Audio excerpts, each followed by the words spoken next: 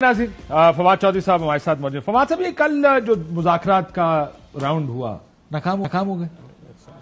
ہاں، ناکام تو ہو گیا اس طرح لیے کہ جو ایک ڈیٹس تھی ان کے اوپر سیٹلمنٹ نہیں ہوئی، کیونکہ تین ایشوز تھے۔ میں ایک ایشو تھا کہ جی آپ ایک ہی دن الیکشن کرا لیں، اس کے اوپر بات آگے بڑھی۔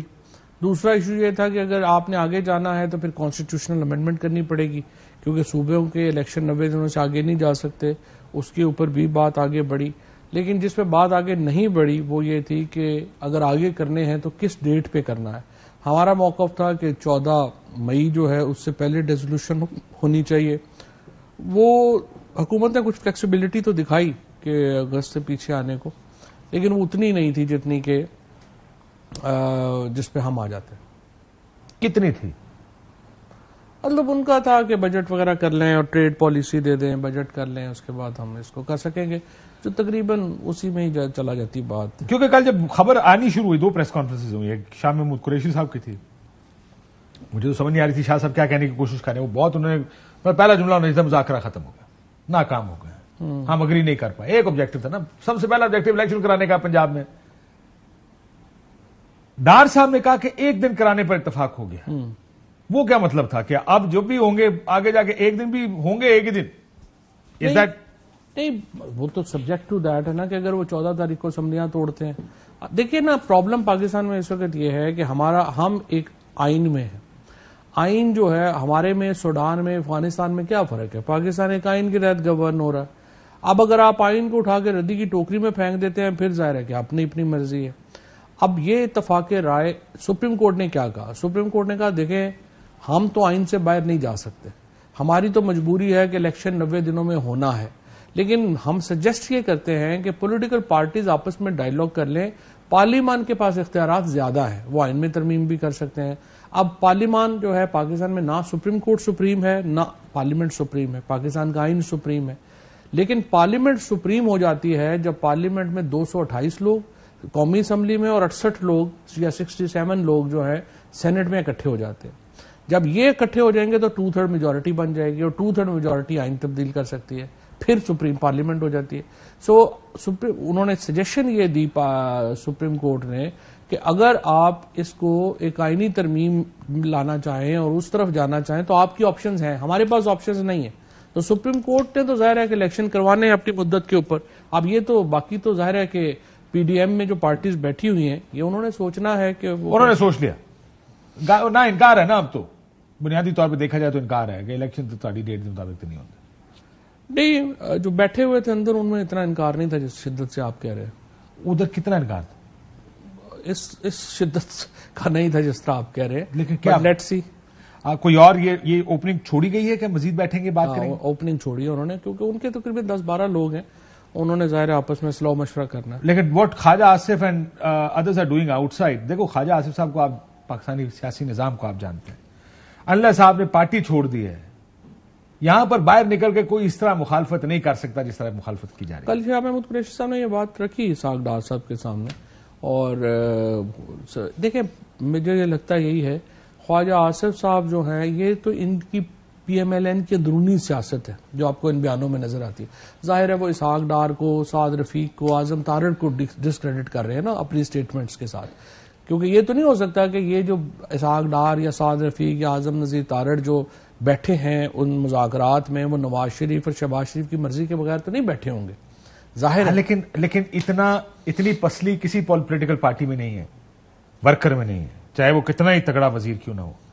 پیپلز پارٹی کا کوئی وزیر اٹھ کے بلاول بھٹو کی مرضی کے بغیر کوئی بیان نہیں، اسی لیے اس کی طرف سے بیان نہیں آیا۔ دوسری طرف کوئی اٹھ کے نواز شریف صاحب کی مرضی کے بغیر بیان نہیں دے سکتا۔ نہیں، میرا یہ خیال ہے کہ یہ نون لیگ میں گرفت کمزور ہو رہی ہے نواز شریف کی۔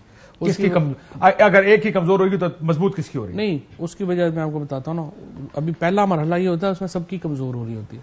Nawaz Sharif, If I know Khwaja Asif which I do، خواجہ صاحب میاں صاحب کے خلاف نہیں کریں گے۔ خواجہ آصف کے ایشو نہیں ہے، شاہد خاقان عباسی صاحب کی پارٹی چھوڑنے کو تیار ہے نا، وہ تو کفن باندھ لیا نا سر پہ۔ نہیں ایسا نہیں ہے، میں آپ کو بتاتا ہوں نا، ان میں بہت لوگ ہیں پی ایم ایل این میں جو اب اپنی مرضی کی بولیاں بول رہے ہیں۔ خواجہ صاحب اس ناٹ اس وقت نہیں، خواجہ آصف جو ہیں پھر آپ کا خیال ہے شہباز شریف کے خلاف بول رہے ہیں؟ وہ دونوں دیکھیں، خواجہ صاحب میاں صاحب جو کہیں گے، میں بتا رہا ہوں، میری اگر انڈرسٹینڈنگ تو اسحاق ڈار کے خلاف جو ساری اس وقت یہ اسٹیٹمنٹس ہیں آپ کے خیال میں نواز شریف دلوا رہے ہیں؟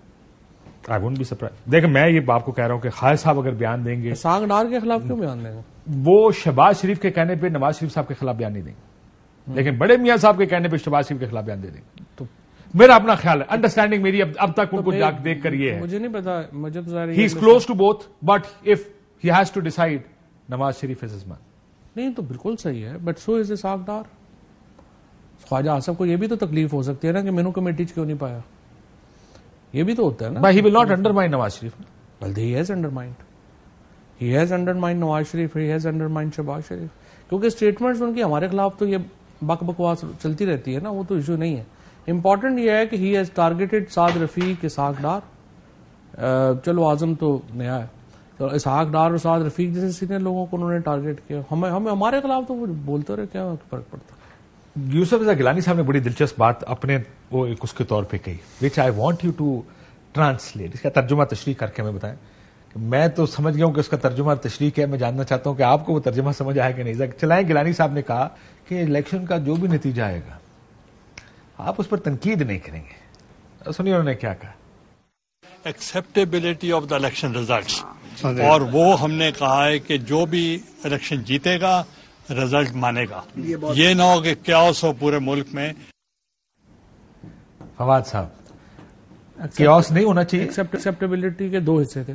پہلے تو انہوں نے یہ کہا ہے کہ یہ الیکشن جو ہیں وہ سیاسی جماعتیں اگر مل کے تاریخ طے کر لیں گی تو ساری سیاسی جماعتوں اس میں حصہ لیں گی. اگر آپ لیٹ سے پنجاب میں الیکشن پہ انسسٹ کرتے ہیں اور پی ایم ایل این اس میں حصہ نہیں لیتی تو ایک کوشچن مارک رہے گا. دوسری بات یہ ہے کہ آپ ریزلٹس جو ہیں وہ ان کے مانیں. ہم نے انہیں کہا کہ جی بات یہ ہے جو قانونی نظام ہے اس کے اندر ایکسیپٹیبلٹی جو ہے وہ تو ظاہر ریزلٹس کی ہونی ہے. جو آپ گھبرات مثلا آپ یہ کہہ رہے ہیں بار بار کہ نہیں ہم نے 18 ستمبر یا 20 ستمبر کو لے کے جانا ہے, جو آپ چاہتے ہیں چیف جسٹس ریٹائر ہو جائیں اس کے بعد ہم الیکشن کروائیں, ہمیں کوئی پرابلم نہیں ہے.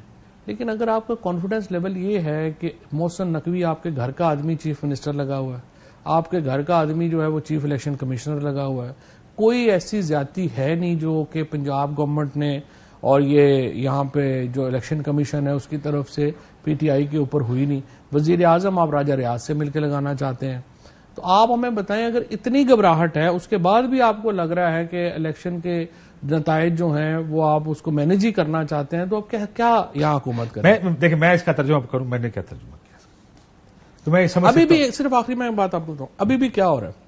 انہوں نے دیکھیں الیکشن کمیشن نے کیا کیا, ہم نے کہا یہ 22 لوگ جو ہیں ان کو آپ پنجاب میں تعینات نہ کریں. 22 لوگوں کو تعینات کیا گیا. ڈی جی اینٹی کرپشن لگایا انہوں نے سہیل چٹھا. سہیل چٹھا صاحب ڈسپائٹ دیٹ کہ میرا پرسنل میں سمجھتا ہوں کہ میرا ان سے اچھا تعلق ہے, اس میں جائے بغیر, but fact of the matter is اس وقت پی ٹی آئی کا کوئی ایسا نہیں ہے ٹکٹ ہولڈر جس کے اوپر پرچہ نہیں, کوئی ایسا ایم پی اے نہیں ہے جس پہ ٹکٹ پرچہ نہیں ہے, کوئی ایم این اے نہیں ہے جس کے اوپر پرچہ نہیں ہے. So I am actually very very I would say کہ سرپرائز. اور میں ہائی کورٹ میں بھی ہم جا رہے ہیں کہ جناب آپ نے کوئی بندہ تو چھڑ دیو جدھر اینٹی کرپشن کا جڑا ہے والی کہ آپ نہ نوٹس دے رہے ہو. لیکن کیا میں جو ترجمہ کرنے لگا ہوں کیا وہ ٹھیک ہے فواد صاحب؟ اور وہ بھی نہیں احمد ملک وغیرہ کی طرح نا بیچارہ نوکری کر رہا ہے. ایک تو سیاست دانوں کو اور سیاسی جماعتوں کو مل کے ایسے نظام بنانا ہوگا کہ کوئی انگلی نہ اٹھا سکے, لیکن یہاں پر کیونکہ سہولت اس دفعہ ان کی ہوگی, آپ کے خلاف ہے نا اسٹیبلشمنٹ, تو ظاہر ہے سب سے بڑا فیکٹر تو اسٹیبلشمنٹ ہوتی ہے کسی الیکشن کا.